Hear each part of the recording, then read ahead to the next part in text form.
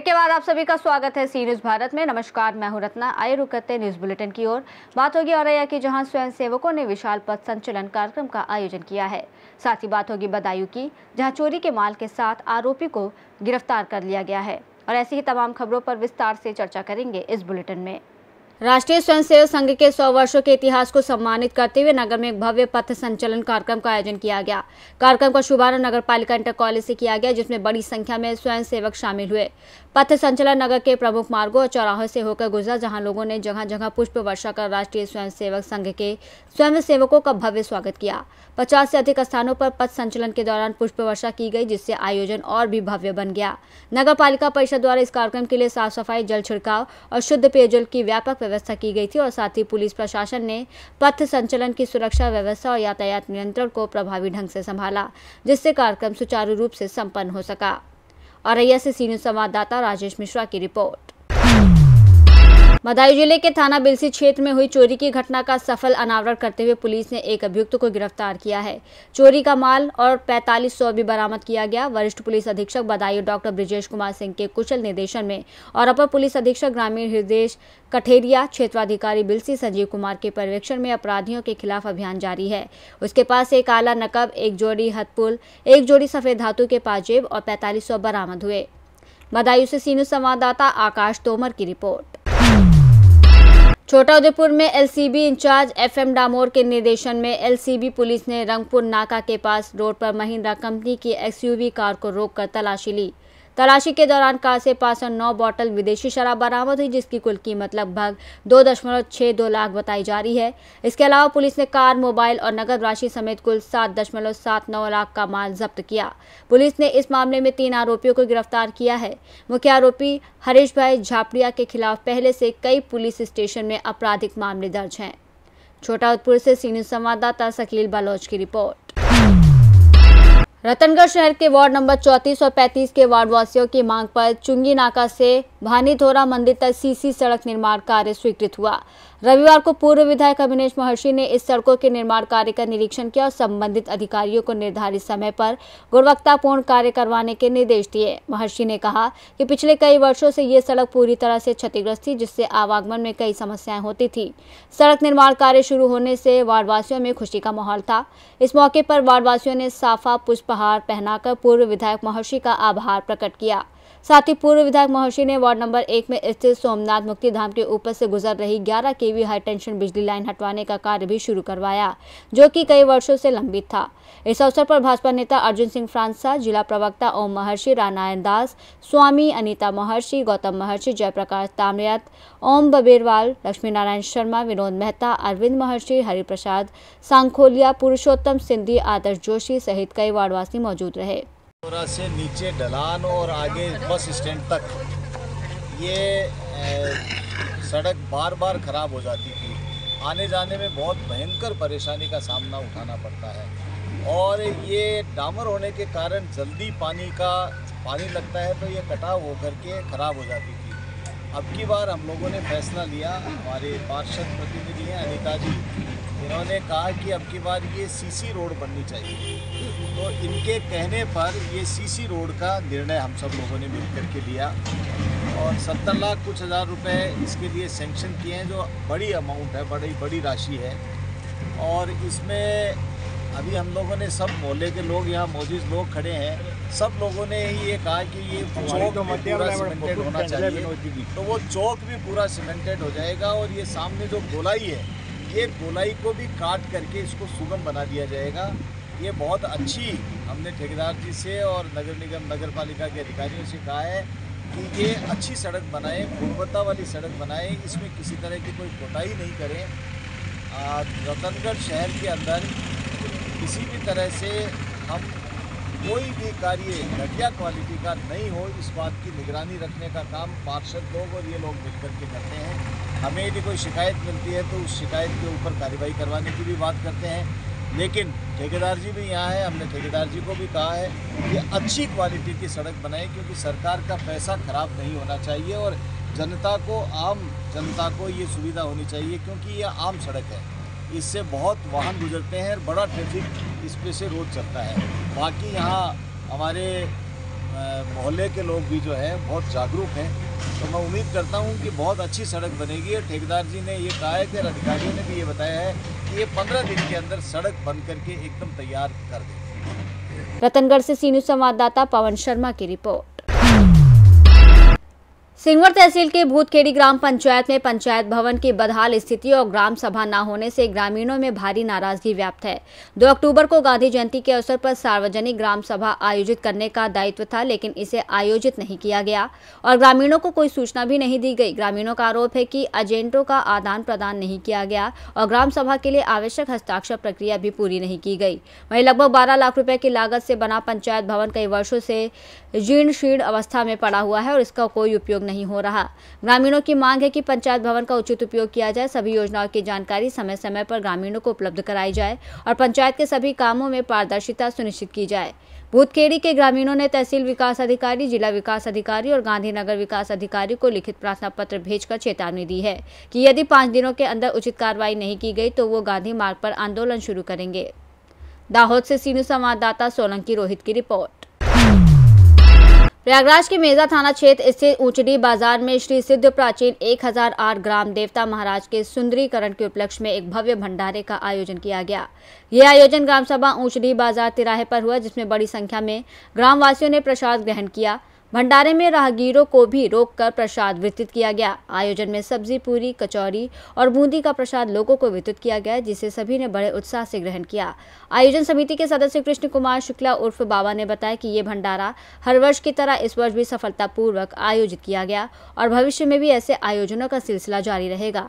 इस भंडारे को सफल बनाने में गुड्डू पंडित, शालू पंडित, वन विभाग के दरोगा राजीव मिश्रा, विजय मिश्रा, रणधीर सिंह, PWD जय मुन्ना सहित अनेक कार्यकर्ताओं ने सहयोग किया। प्रयागराज से सी न्यूज़ संवाददाता बुद्धसेन वर्मा की रिपोर्ट। चतरा जिले में झारखंड मुक्ति मोर्चा के नए जिला कार्यालय का उद्घाटन शनिवार को धूमधाम से किया गया। यह कार्यक्रम चतरा सदन थाना मैदान के सामने आयोजित हुआ, जिसमें झामुमो के केंद्रीय महासचिव विनोद पांडे, ध्वजा प्राप्त राज्य मंत्री फागू बेसरा और केंद्रीय कार्यकारिणी सदस्य सह हजारीबाग जिलाध्यक्ष संजीव बेदिया ने संयुक्त रूप से फीता काटकर कार्यालय का शुभारंभ किया। उद्घाटन कार्यक्रम के बाद मीडिया से बात करते हुए केंद्रीय महासचिव विनोद पांडे ने बताया कि मुख्यमंत्री हेमंत सोरेन के निर्देशानुसार जिले में कार्यकर्ता सम्मेलन आयोजित किया गया है, जिसमें पंचायत स्तर तक के कार्यकर्ताओं से संवाद किया जा रहा है। उन्होंने कहा कि कार्यकर्ताओं की समस्याओं को समझने और प्रशासनिक स्तर पर उनका समाधान निकालने की कोशिश की जाएगी।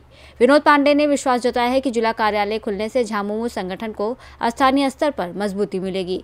इस दौरान विनोद पांडे, केंद्रीय महासचिव झामुमो फागू बेसरा, दर्जा प्राप्त राज्य मंत्री संजीव बेदिया, केंद्रीय कार्यकारिणी सदस्य हजारीबाग जिलाध्यक्ष शामिल रहे। चतरा जिले में नए पार्टी कार्यालय का उद्घाटन आज संपन्न हुआ और इसके बाद हम लोग DRDA के सभागार में पार्टी के पंचायत स्तर से लेकर के जिला स्तर तक के पार्टी के जो कार्यकर्ता हैं, जो नेता हैं, उनके साथ में हम लोग बैठेंगे। पार्टी संगठन को कैसे मजबूत किया जाए, पार्टी के कार्यक्रमों को कैसे हम लोग बेहतर ढंग से संचालित करें, सरकार और पार्टी के कार्यकर्ताओं के बीच में समन्वय कैसे बने, सरकार के द्वारा जो जनहित के कार्यक्रम चलाए जा रहे हैं उन कार्यक्रमों को कैसे बेहतर ढंग से हम लोग धरातल पर उतारें और जो भी उसके लाभुक हैं, जो भी उससे लाभान्वित होने वाले हैं, उनको 100% उसका लाभ मिले। इन सारे विषयों पर आज हम लोग बैठेंगे पार्टी के कार्यकर्ताओं के साथ में और माननीय पार्टी के अध्यक्ष और इस राज्य के माननीय मुख्यमंत्री हेमंत सोरेन जी का जो निर्देश है वो एकदम निचले स्तर पे जो हमारे कार्यकर्ता हैं, यानी जो पंचायत स्तर पे कार्यकर्ता हैं, उनसे हम लोग सीधा संवाद करेंगे, उनकी समस्याओं को जानेंगे, उसका निदान कैसे जिला में संभव हो, चाहे वो प्रशासनिक स्तर पे हो, पार्टी के स्तर पे हो। इन सारे विषयों पर चर्चा करके हम लोग आज उसका निदान ढूंढने का और करने का काम करेंगे। अभी हम लोग वहाँ बैठेंगे, गठबंधन के साथियों के साथ में बातचीत करेंगे और उसके बाद तय होगा कि झारखंड मुक्ति मोर्चा कितने सीटों पर चुनाव लड़ेगी। गठबंधन में जो भी हमारे सहयोगी साथी हैं, जो भी दल हैं, हम लोग मिल करके इस पर निर्णय लेंगे। और 7 तारीख को हम लोगों की बैठक है पटना में गठबंधन के साथियों के साथ। उसमें तेजस्वी यादव जी भी रहेंगे, कांग्रेस पार्टी के वहाँ पर जो प्रभारी हैं वो भी रहेंगे, और वाम दल के जो भी हमारे साथी हैं वो भी रहेंगे। उन लोगों के साथ में हम लोग बैठेंगे और फिर हम लोग निर्णय लेंगे। लेकिन झारखंड मुक्ति मोर्चा बिहार में चाहता है कि गठबंधन जगहों पर खबर आई है, चाहे मीडिया में हो, अखबार में हो, हमने बिल्कुल स्पष्ट शब्दों में आपको कहा कि गठबंधन के साथियों के साथ में बैठक है। हम बैठक में अपनी बातों को रखेंगे और जो भी निर्णय होगा उस निर्णय से आप लोगों को अवगत करा दिया जाएगा। चतरा से सी न्यूज़ संवाददाता लकी की रिपोर्ट। खबर कैमूर जिले के रामपुर प्रखंड अंतर्गत बेलाव थाने से है, जहां चौकीदारों की नियमित परेड का आयोजन रविवार को किया गया। परेड का निरीक्षण थाना अध्यक्ष चंद्रप्रभा द्वारा किया गया और इस अवसर पर चौकीदारों को अनुशासन, सजगता, सतर्कता से ड्यूटी निभाने के निर्देश दिए गए। सभी चौकीदारों को समय पर ड्यूटी करने, गांव टोले में घटने वाली आपराधिक गतिविधियों की सूचना तत्काल थाना को देने, जनता के साथ बेहतर समन्वय बनाकर कार्य करने की सलाह दी गई। थाना अध्यक्ष चंद्रप्रभा ने कहा कि चौकीदार ग्रामीण स्तर पर पुलिस की सबसे अहम कड़ी होते हैं। इनकी सूचना से ही अपराध नियंत्रण संभव होता है और इस मौके पर चौकीदारों की वर्दी, उपस्थिति रजिस्टर और ड्यूटी आचरण की भी समीक्षा की गई। जिन चौकीदारों की कार्यशैली सराहनीय रही उन्हें प्रोत्साहित किया गया। कार्यक्रम में एसएचओ के साथ साथ अन्य पुलिसकर्मी भी मौजूद रहे। कैमूर से सी न्यूज़ संवाददाता राम प्रवेश तिवारी की रिपोर्ट। मधुबनी नगर विधायक पूर्व मंत्री समीर कुमार महासेठ ने अपने आवास पर लेबर कार्ड वितरण गरीबों के बीच किया। लेबर कार्ड वितरण करके गरीबों के बीच वितरण किया और उन्हें रोजगार के अवसर प्रदान किया गया। इस अवसर पर कई लोगों को लेबर कार्ड और गमछा देकर सम्मानित किया गया। वहीं भारत भूषण रेखा प्रखंड के पूर्व प्रमुख, मधुबनी नगर के पूर्व चेयरमैन विजय चौधरी, अन्य बड़ी संख्या में लोग इस दौरान मौजूद रहे।